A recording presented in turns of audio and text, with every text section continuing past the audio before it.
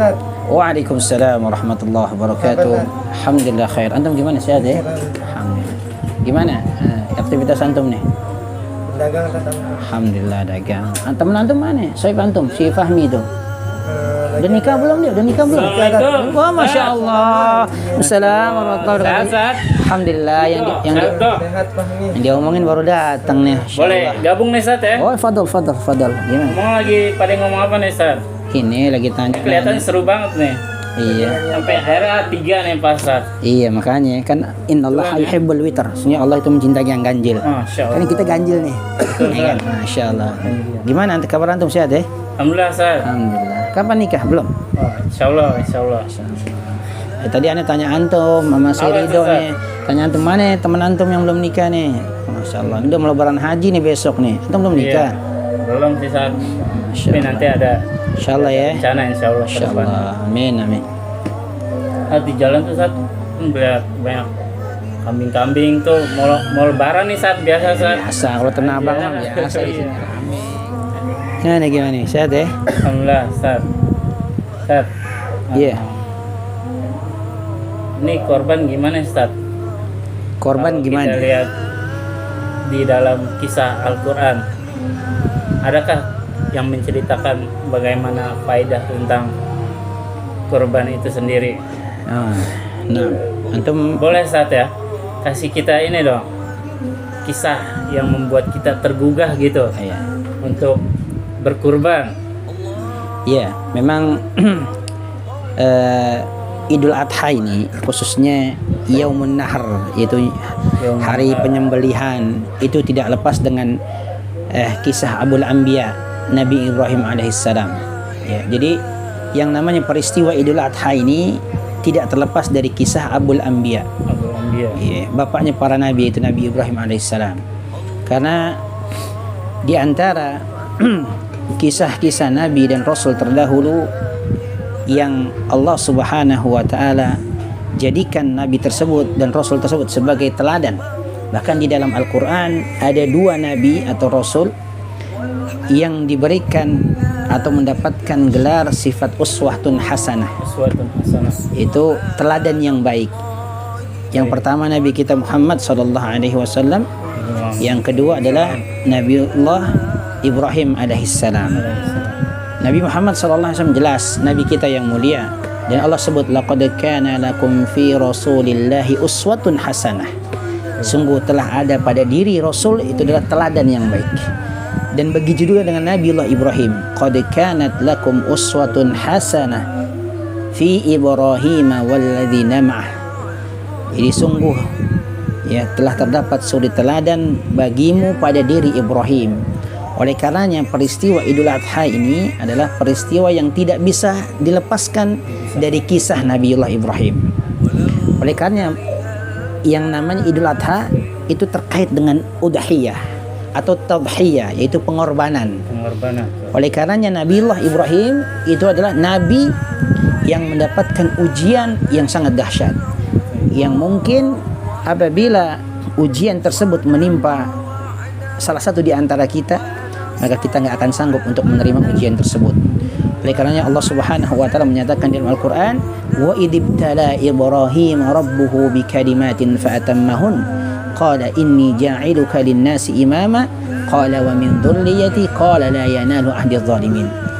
Dan ingatlah ketika Nabi Ibrahim diuji oleh Tuhannya, ya, bikalimat, dengan beberapa kalimat.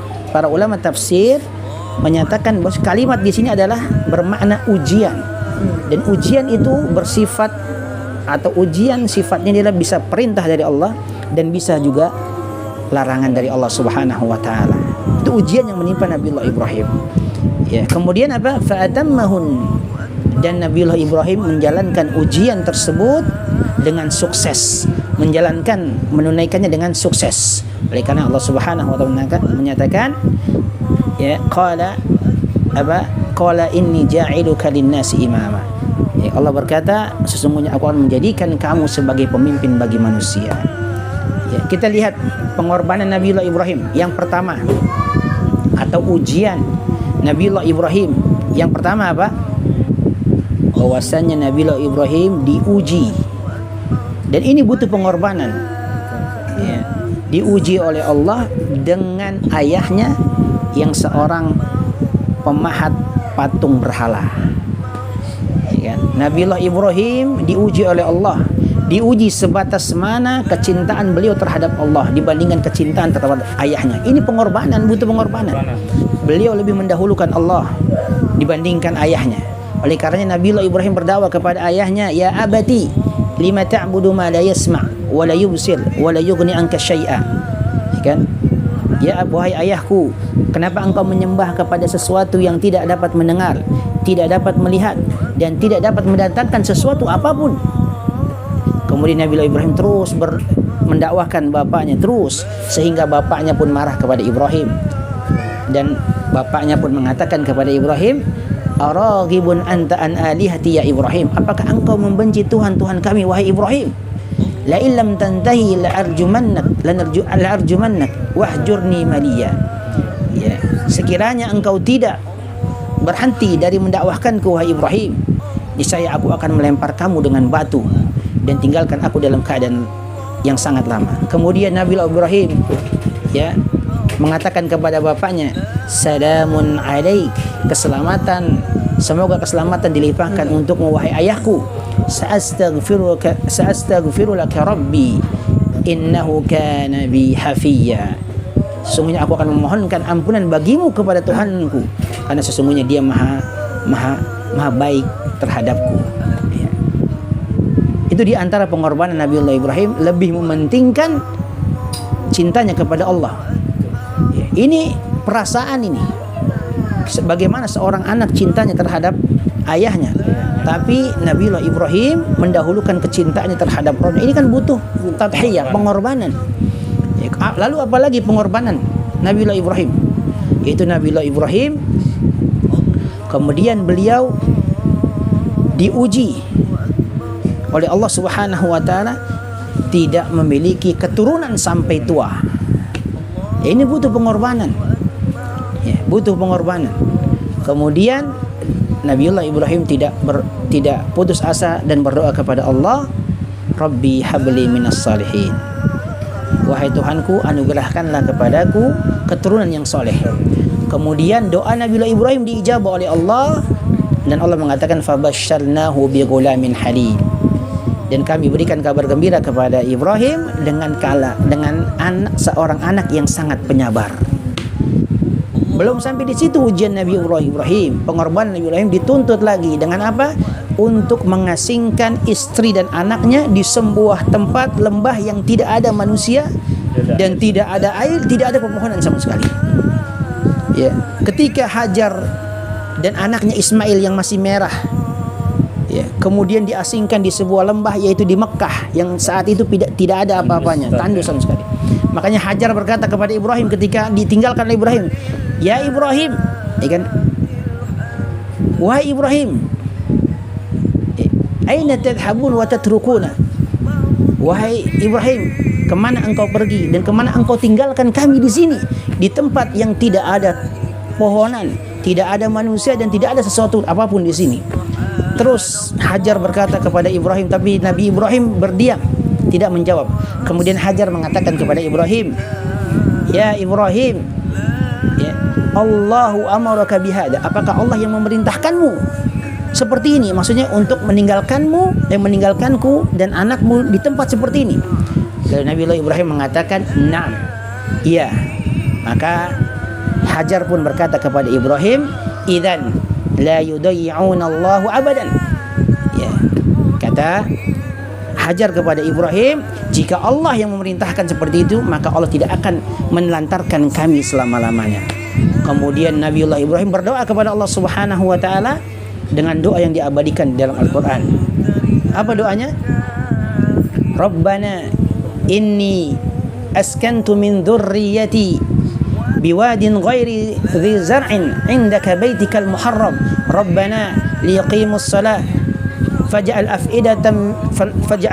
af'idatan minan nas tahwi ilaihim warzuqhum minats thamarati la'allahum yashkurun.